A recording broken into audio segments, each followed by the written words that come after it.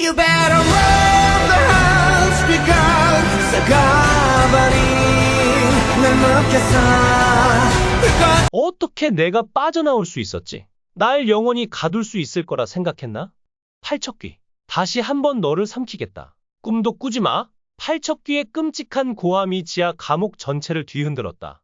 그러나 그의 분노는 대법사 넙덕의 빛나는 광위를 막을 수 없었다. 한 번은 날 기습할 수 있었겠지. 하지만 두 번째는 없을 거다. 지옥으로 돌아가, 이 악귀야. 최근 방영된 최신 에피소드의 도입부에서 팔척귀는 검은 연기를 통해 윤갑의 영혼을 의도적으로 몸에서 빼냈다. 윤갑은 팔척귀를 보자마자 공포에 질려 즉시 도망쳤다.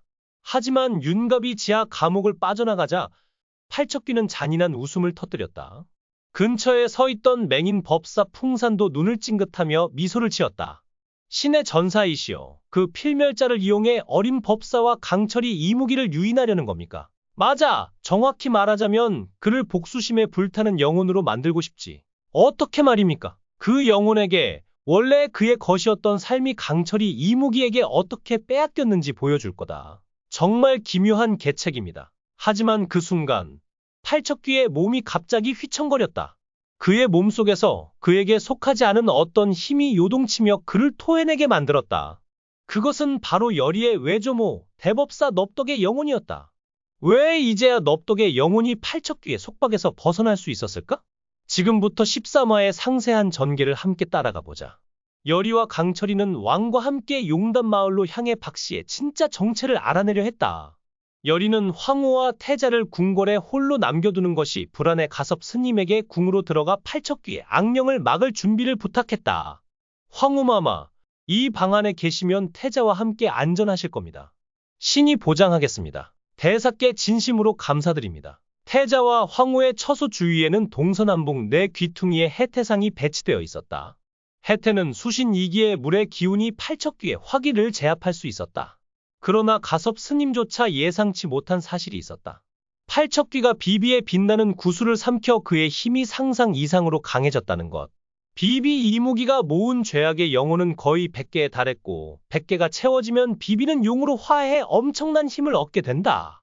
하지만 단 두 영혼이 모자란 상황에서 비비의 빛나는 구슬은 팔척귀에게 빼앗겼고 그 힘은 고스란히 팔척귀의 것이 되었다.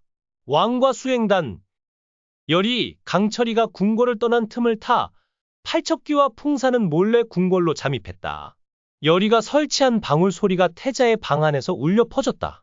고요한 방 안을 가르는 그 소리는 팔척귀의 침입을 알렸고 태자는 겁에 질려 옷자락을 꽉 움켜쥐었다. 가섭 스님은 기도 중이던 염주를 천천히 내려놓고 고개를 들었다. 악령이 왔구나. 그의 목소리는 차분했지만 깊은 긴장감이 묻어 있었다. 한편 용담 마을에서는 외다리 귀신의 말이 거짓이 아님을 알게 되었다. 그가 죽은 낡은 창고 안에서 빛과 어둠의 연대기가 발견되었다. 학사 최원우가 몰래 그 책을 불태우려 했지만 강철이가 갑자기 나타나 책을 빼앗았다. 두 사람이 실랑이를 벌이는 사이 왕과 수행단 그리고 열의가 나타났다. 강철이는 곧바로 책을 왕에게 건넸다. 왕은 등불 아래 앉아 연대기의 첫 페이지를 펼쳤다. 그의 손끝이 미세하게 떨렸다. 빛과 어둠의 연대기는 100년 전 연종대왕 시대의 모든 일을 상세히 기록한 책이었다.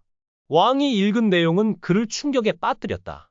그토록 오랫동안 숨겨진 악랄한 진실이라니. 왕은 최원우가 관직을 버리고 고향으로 돌아가려 했던 이유를 깨달았다. 책은 이렇게 기록했다.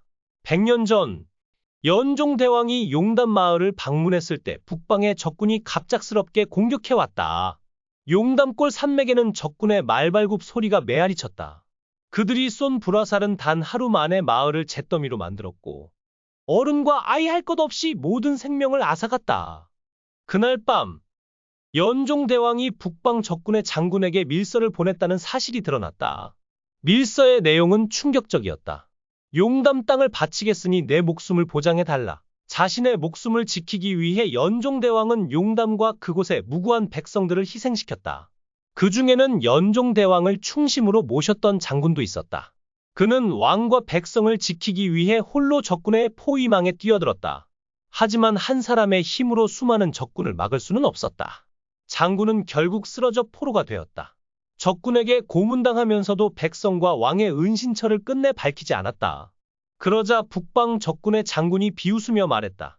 너희 연종대왕은 비겁하게 용담 땅을 바치고 이미 도망쳤다. 장군은 믿을 수 없다고 고함쳤지만 왕의 인장이 찍힌 밀서를 보자 절망 속에서 비명을 질렀다.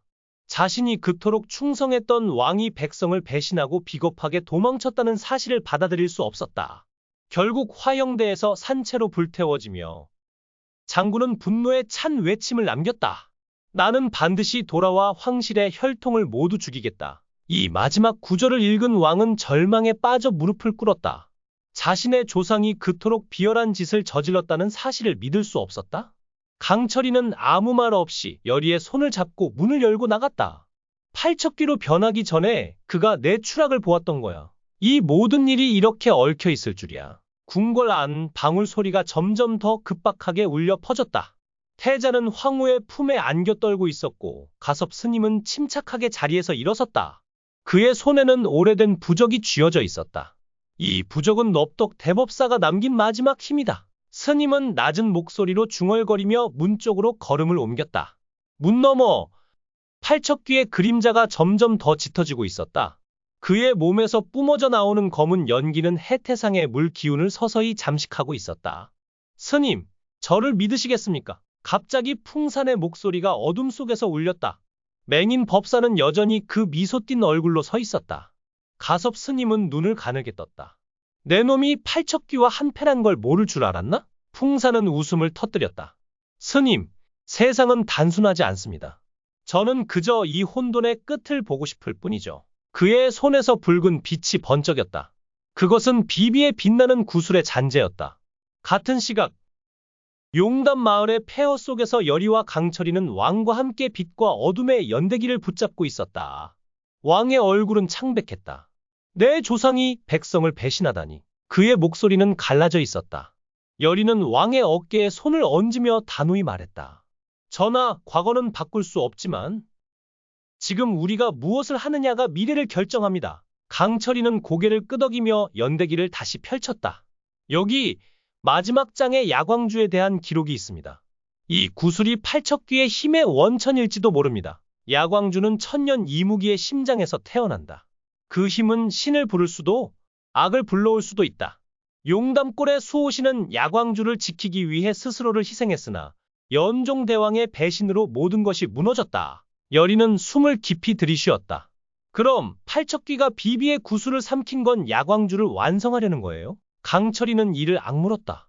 그렇다면 우리가 먼저 야광주의 나머지 조각을 찾아야 해. 그게 팔척귀를 막을 유일한 방법일 거야. 왕은 고개를 들었다. 그의 눈에는 단호한 빛이 깃들어 있었다. 내가 이 죄를 씻어야 한다. 용담골로 간다. 궁궐로 돌아가자.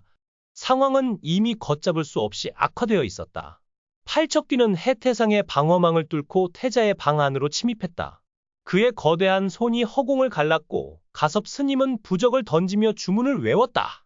악령이여, 물러가라. 부적에서 뿜어져 나온 빛이 팔척귀를 잠시 주춤하게 만들었지만 그는 곧 다시 포효했다.